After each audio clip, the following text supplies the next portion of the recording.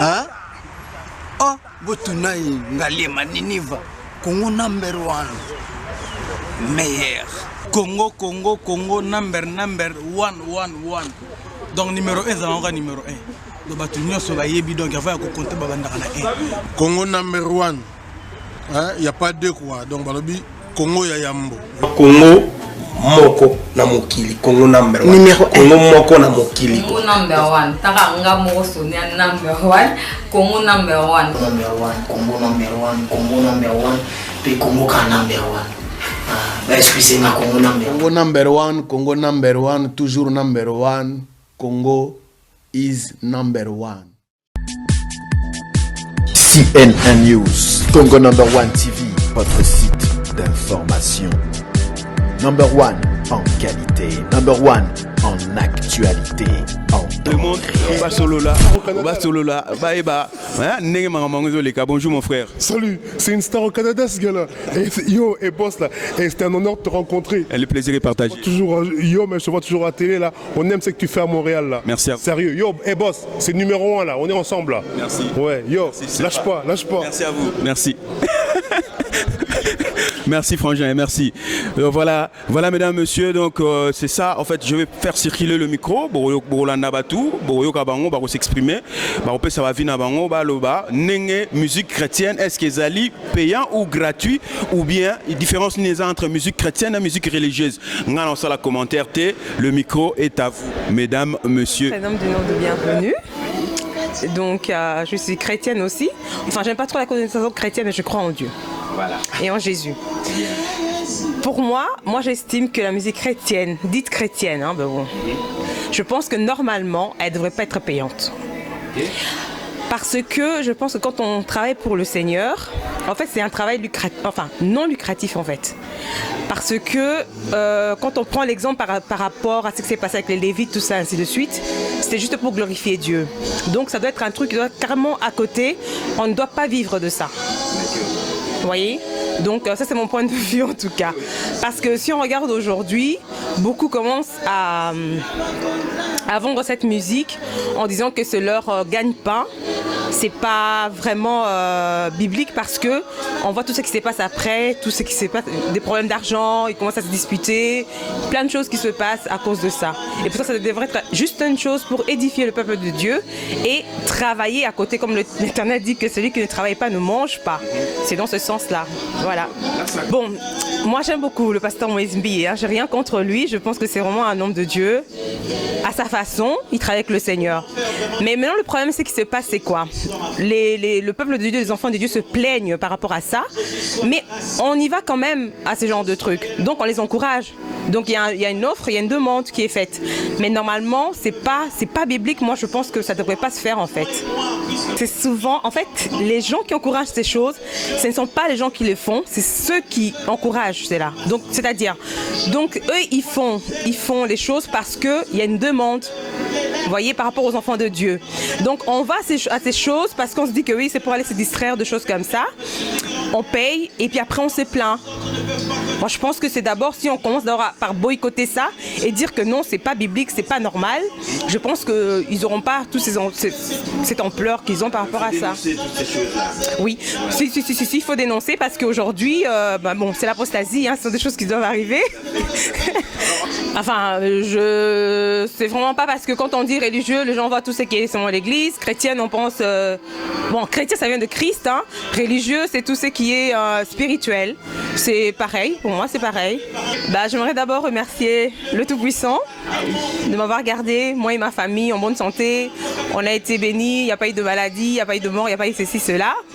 Et je souhaite que des bonnes choses à ceux qui sont dans le désespoir, aux malades, ceux qui sont dans des prisons, à savoir qu'il y a toujours de l'espoir. Tant qu'il y a la vie, il y a l'espoir. Donc il ne faut pas se décourager, il faut toujours espérer. On finit toujours par y arriver. Bonjour pour toute personne qui me suit en ce moment. À mon avis, il y a vraiment une différence. Toute musique qui glorifie l'Éternel, moi je pourrais traiter ça d'une musique chrétienne. Donc toute musique qui est faite pour la gloire de Dieu, moi je pourrais qualifier ça d'une musique chrétienne. Mais par contre, la seule différence est que toute musique dite chrétienne ne doit pas être payante. Pourquoi? Parce que toute personne qui viendra, par exemple, dans ce concert-là, par la bonne volonté, pour soutenir certainement l'artiste, je pourrais dire, je pourrais aller plus loin. Toute musique chrétienne ne doit pas avoir un prix. Ok, vous venez dans une salle pour des gens qui vont soutenir l'artiste juste pour aller payer la salle et autres frais, ils peuvent donner quand même quelque chose. Mais fixer un prix, par exemple, allez, droit d'entrée, non, ça je suis vraiment catégoriquement, je dirais non, ça ne se fait pas. Mais pour la musique dite profane, voilà, ça c'est, allez, c'est habitué. Donc ça c'est religieuse et une musique chrétienne. Une musique dite religieuse, à mon avis, ok, ça ne traite que tout ce qui est religion. C'est-à-dire, je pourrais dire que les Arabes aussi ont leur musique religieuse. Ok, je pourrais dire que les Hindous ont aussi leur musique religieuse. Je pourrais dire que, comment dirais-je,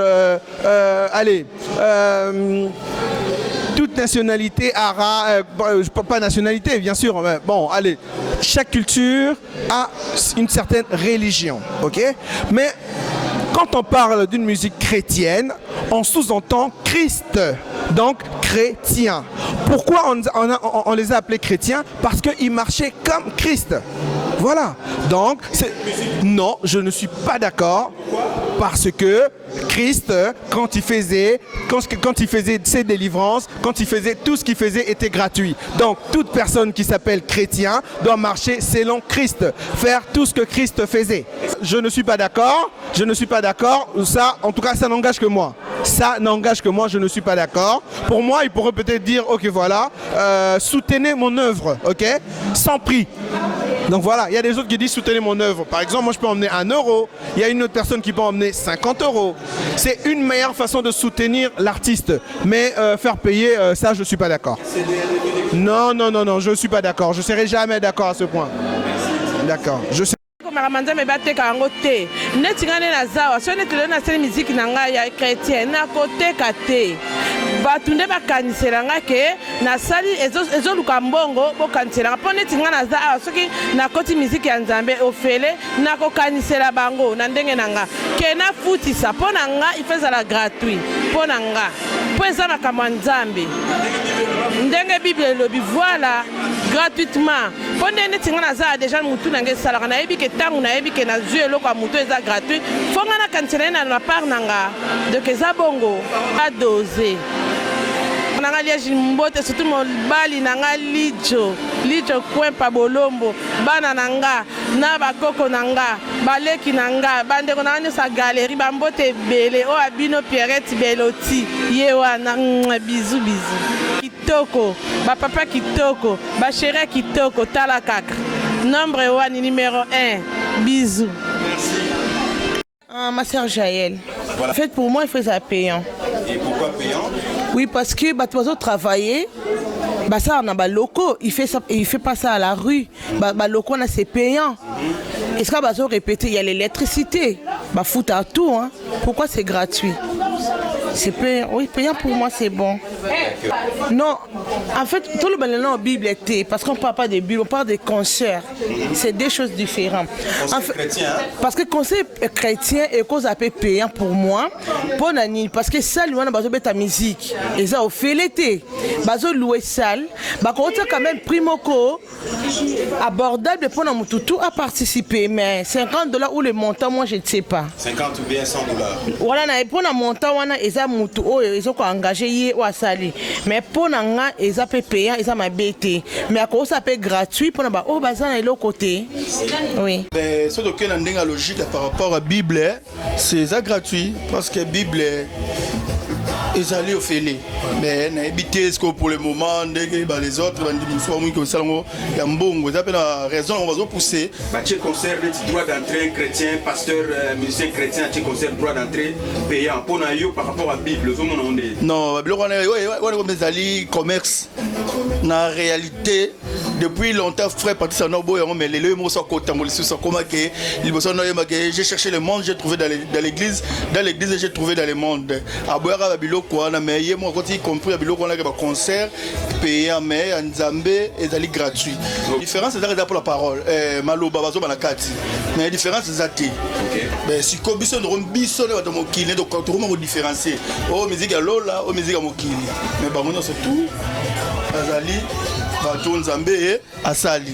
Voilà. J'espère que voilà, merci pour la ngayo nyonso tout ya kije na bandi na Benzema na bandi na Elo garçon la Pablo na bandi na pesi Claude Tongo cameraman na biso ctnews.com na pesi Chitum Kidume na pesi Dieu merci na pesi compris moi na nga moko Soraya Lumbala et Aaron Lumbala na pesi ma gros bisous. Est-ce que vous allez papa na bino yé azali tous ensemble famille père double tous ensemble. J'espère que na suki ala merci. Na grâce pemba mais faut ba futa faut ba somba ndenge zalaka ke et tout pour azosa msala na ye. Alors balimba beta concert ou comment? Concert oui. Mais oui. Faut être payant, faut ba futa. Comment possible que mutaye obleki sa journée na mobimba ezalaka ya ofele. Bongo sali na ye oyo producteur na ye et tout quoi louer donc faut que ba futa kaka. Mais ezala primo robo était que mutu ima nango quoi. $50 hein? Non, non, $50 peleke belé, tu vois net ngabo na ko kende moi na $50 te. Na za pesa ke kumisa nzambe na $50 te, tu vois?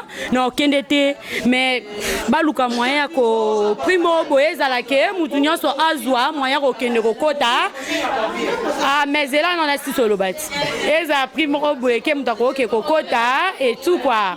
Mais eza ko fite posa mon pa donc eza mon pa on a kende dans 50 na foot. Ah oui. Yanzambe wana na futa te. Na lobi n'importe quoi te na lobi makamba solo. Wana eza musique ya nzambe wana ya mokili. Bango baza na makamna bango musu basa wana eza ya nzambe toke kumisa nzambe donc. Et tout. Oh no luki makamna pesi mbote na ma petite sœur propre get masamba. Petit na pa na ngola dans petit crâne balé ti lobi petit na Nikita. Camarade na moko Chantal Solina ko moi ça pemme. Donc danger quoi. Ba gros bisous na ba bébé na ngai ya na ngai given na mboka mwanda talaka. Pablo Kubula na kabinda ba bisous. Na suki wana ya check. Merci. Mbona ngai Jires Mbala. Voilà, pour yo, pour le micro baladeur, musique chrétienne pour yo, ça la payant ou bien gratuit? Bon, ça dépend de la musique yango. Ceux qui va bien ici musique chrétienne en plein air. Et quoi ça la paye payante. Mais ceux qui va louer ba salle, va louer ba instrument, comment ça la gratuit? Faut ba payer ça mbongo parce que bango peut pas louer ba salle na bango. Donc voilà quoi. Côté on a peine à koloba boui. Ceux qui par exemple producteur à produire musicien après si mbongo musicien chrétien bon yépé à côté ka CD on a ceux qui yemo comme musicien chrétien azali producteur à koki au pesa gratuit ou bien à côté ka mbongo pour yeba évoluer et ça ka te musique nzambe so ba bi musique nzambe donc ko za ka faire non zangi soki pas zangi azangi kakati ou bien aki na internet alandi ma musique pour internet pese bimi akoyo côté na internet na cyber alandi musique mais normalement on a koloba que musique nzambe c'est pas dit que so musique nzambe ça musique nzambe faut za gratuit non pour bango pe baso dépenser na ba studio baso pesa ka bambongo donc pour ngai nga comme na sœur Claudine na vai na Bruxelles na lobi musique ya nzambe koyo koza gratuité na sens nini parce que obimisi nzembo il faut kota studio et luka mbongo tango yo obimisa banzembo wana obimisi yango c'est l'album na yo faut teka ba concert ndenge ngolo ba pesa ba sasa ba concert na €50 na $50 wana ndeza mabe parce que okoko ça concert parce que ça ba musique religieuse aussi ce concert okoko senga même symbole na niveau na biso okocha même €2 parce que on peut louer salle mais au fond le salle est moins cher mais que musique n'est pas musique CD et ça la gratuit non parce que côté studio parce que na lobi na ote papa parole on a pas ba yoka yango il faut aussi la CD on a ba faut somba mais si on dit ba tsaka ngonde un peu cher ba ko yiko chango ndenge za loyembo ya nzambe ba CD wa mokilito so on a 5 na 10 €. Wana to ko so même 5 €, même 3 € parce que so partager parole na ba ninga na o à travers musique. C'est ça le problème. En tout cas, merci beaucoup.